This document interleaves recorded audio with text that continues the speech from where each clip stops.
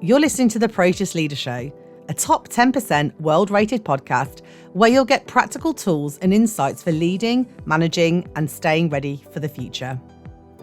Your host today is a senior leader of Proteus International, a firm that focuses uniquely on leader readiness, working to support organisations of all sizes and industries all over the world. Ready for something you can use today? Enjoy this episode.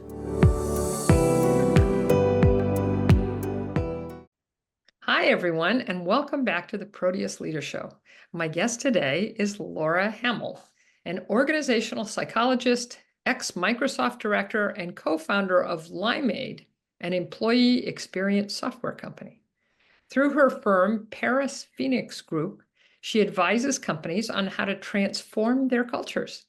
She's also a host at the Happy at Work podcast. Gotta say, love that name. And her new book is The Power of Culture, an Economist Edge book. So Laura, welcome. Thank you so much for having me, Erika. I'm excited to talk with you. Yeah, me too. You know, we've here at Proteus, we've always seen culture as a critical element of organizational success, you know, both for ourselves and for our clients. And so I'm thrilled to get your perspective on this. And I know our listeners will be too. Our listeners seem to be very interested in the human side of things. So okay, so let's just roll in. So the first thing I want to ask is, I really love your focus on aligning aspirational culture, what you aspire to, with experienced culture, what people actually experience as being the culture. So what do you see as the key elements for doing that? Yeah, so that's a pretty big statement, a pretty big question, right? Yeah, so let's break it yeah. down just a little bit. Yeah. So what I have found in my experience is that more and more organizations understand that they should care about culture, right? We sort of have an intuitive understanding of that as just human beings and as employees, that culture matters, that we should focus on it. So they know that they should focus on culture. But what happens is it sort of stops, right? It stops at, let's create some company values. Let's put them on our website, or maybe we'll even put a really cool decal on our wall when you walk in, and check, our work is done. Right. And so I see that most organizations have done that now, right? They know that they're supposed to have something that focuses on culture. Yeah. So they take that first step. Yeah, they take the first step. Sometimes it's better done than other times in terms of what those values are and how meaningful they are and whether or not it's aligned to their strategy, right? But a lot of companies have taken that first step. But what I see happening now in kind of the gap is that organizations are not making sure that that actual set of cultural principles or guiding principles or values are things that are really experienced at work. In the day-to-day work, right? In a meeting, behind closed doors, in the employee-to-employee interaction, employee-to-manager interaction. They're not doing the work to really embed and embody culture in the day-to-day work. And so I use this term in my book called cultural betrayal.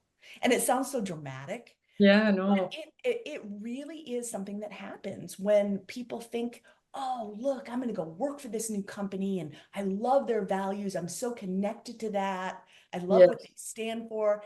And they get there and they don't experience it at all. Yeah. Oh, that's great, Laura. I've seen that a lot. And it's, I really love what you're saying. And we talk about this a lot too, but it's such a critical thing that they just think intellectually like, oh, it'd be great if one of our values was teamwork. But then they don't go to behaviors like how would that show up every day? How do we demonstrate that value? Exactly. There's that embody piece right around the behavior. You're just saying, how do we make sure people understand what that looks like? Yes. And how do we, especially for managers and leaders, help them see what they need to do to make to model it? Yeah, 100%. Right? Yes. Oh. And also, what about the systems and practices that we have? So think about the practices around, how we run meetings, or thinking about the practices around how we might think about innovation and teamwork. There's so many ways you could think about embedding one particular aspect of culture that most organizations just aren't doing. They don't do that work. That's great, Laura. And I love what you said about systems and process, because like there are a lot of things, and I'm sure you guys have seen this all the time, that there are processes or expectations that actually disincent operating in the way that like for instance, teamwork. We were just talking about teamwork. It's like, okay, but if I get rewarded for being a lone ranger and not working teams, then that's never going to work out properly. You're exactly right. I mean, it's not even just that it's not being reinforced. It's a lot of times that everything in the system is working against it. Yeah. It's just fascinating. And I see that over and over again. And then just another layer of that is the teamwork one made me think about this around, how are we thinking about attaching what we say is important with our values to the company's success, right? It's like, how do we Oh, think about yeah. attaching Yes. that to the strategy or the vision or our purpose, and really being clear that we're not focusing on these things just because they're nice and it Right. would be fun if we all did those things. It's actually imperative for our business success for us to be able to make a culture that looks like it has teamwork. Yeah. Oh, And that is a great point. that connection also doesn't happen a lot of times in Yeah. organizations, right? Yeah. It's sort of, again, Yeah. the sort of these Yeah. values that sit there that sort of feel isolated and aren't connected to an experience and aren't connected to the business. That's great. And I'll kind of pat us, Proteus, on the back. Last week, 2 weeks ago, we had a sales conference and we have some new sellers, and they had me do this section on how our values create competitive advantage. And, that's the kind of binding together that's critical. If you can't demonstrate that, then why do you even have them? Completely agree. And I love that, because if you're thinking specifically about our business and what we need to achieve and the Yeah. context and the situation for what's going on with us, Yeah. it is the magic, right? It's the thing that makes the difference. It's the difference maker when you can figure that out. And Yeah. unfortunately, I'm sure you see this too, but unfortunately, it feels like organizations just don't want to do that culture work. They don't want to do the heavy lifting, the rolling up the sleeves of really figuring that out and figuring out how it fits specifically with them, uniquely with That's them. right. And I don't know if it's so much they don't want to do it as they don't realize how important it is, so it doesn't get prioritized, right? Right, completely. And they want to I kind of use the term culture cookie cutter, right? We Yeah. want to Yeah. read the book by Netflix Yep. and say, Yep. oh, Yep. what's that? And let's just plop it Yeah. here. We're done. Yeah, exactly. Exactly. Well, so let's talk about the dark side. So what are some of the big culture killers that you've seen? Things that leaders and organizations do that really get in the way, really have a negative impact on Yeah, culture. there's a lot. There are a lot of them. Well, Yeah. one of them is pretty simple. It's just this idea of just having culture being synonymous with fun and superficial Yeah. level things. That's a culture killer, right? It's like, oh, we're supposed to get together and have pizza. Culture check. Right. We're supposed Right. to have margaritas on Friday. We're done with culture. Yeah. And it's just really unfortunate. That kills really the real meaningfulness and substance that culture really is around what really matters here, what we really value and care for, and by just thinking it's a party, right? Yeah, I love that, Laura. I've spent years railing against like that's not all culture is, but I love thinking of it as an actual culture killer because it really minimizes and superficializes what culture actually is and can be and should be. yeah. And it's so unfortunate because then employees just get cynical, right? They get cynical Yeah. about it. And so that's why it's a culture killer from my Okay. perspective. All right. I think the obvious one is when leaders Yeah. don't walk the talk, Go right? on. Yeah. When they, one side of their mouth, they say, this is what we stand for, this is what's important, and their own behaviors don't model that.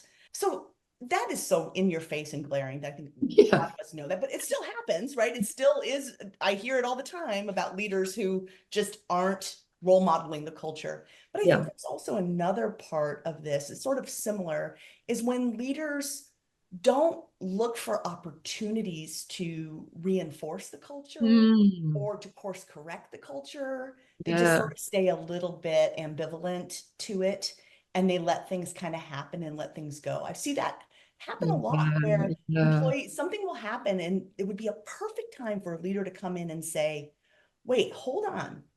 I thought that we were doing this instead of that. Right. And this Right. just happened. I was just in a leadership meeting the other day, And some leaders were talking, and you could tell they were trying to sort of cover something up that had happened in the organization. There was an error that had been made.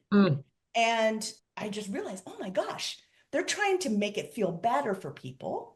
If they were, well-intentioned. Well-intentioned, yeah. What that meant was they were hiding some things and just like not talking about it in a transparent way. And so that's an example of like, wait, we said we're trying to be open and honest. We're moving really fast. Let's learn from this. Let's not just hide it and push it away because we're trying to save face for somebody. Let's actually just do it in a way that doesn't feel punitive, right? When we no, that's great to be honest about it, and then to say, okay, this happened. This is not what we meant, right? Okay, how can we fix it, or how can we make it better the next time? Completely. I'll add one more culture killer. I was thinking about this. There's so many, right? We could talk on and on about it. But one more is just the idea of mandatory. And I think this is something that is obviously in the news, but the word mandatory is an interesting one to me, that in some ways is in some circumstances you have to be met. Like if there's a tragedy, if somebody died, like mandatory meeting, everybody needs to come because we need to talk about this, right? There's a time and a place for mandatory. I don't think it's return to office. And to me, it's like a cop-out for good leadership. Why don't you compel me? Why don't you make me feel like I want to come in and be with other people, or that I'm so excited about what we're doing that I feel like we need to be together for that.